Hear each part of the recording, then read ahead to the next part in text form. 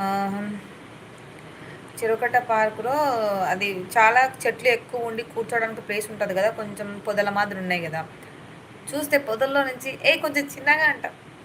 శబ్దాలనే ముద్దులు పెట్టుకుంటున్నారు. మీద పడుతున్నారు. ఏందిరా నాయనా చెరువు కట్టకు ఫ్యామిలీస్ వస్తున్నారు. పిల్లలొస్తున్నారు.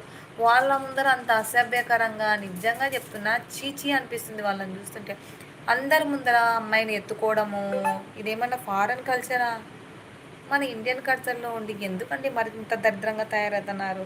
రోడ్ల మీద అంత మరి తట్టుకోలేకపోతే ఇండ్లకు పోండి. రూములు తీసుకొని బయట సావండి.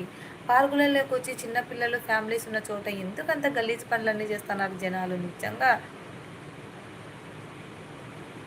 నిజంగా చెప్తున్నా చాలా అసహ్యం అనిపించింది ఈరోజు చెరువు కట్టలో చూసేసరికి. మరీ ఘోరంగున్నారబ్బా!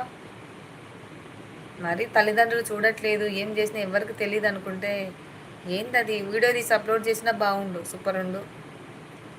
అంత ఓవర్‌గా చేయకూడదండి. మాకు లవర్ ఉన్నాడు, మాకు లవర్ ఉందన్నట్టుగా ఇంకా ఎవరికీ ఉండరా? మరీ మాంసం తింటున్నాం గదా! అని ఏమంటారు ఎముకలు మెల్లేసుకొని తిరుగుతామా? ఇష్టపడుతున్నాం గదా! అని రోడ్ల మీద ముద్దులు పెట్టుకొని తిరుగుతారా? ఆ!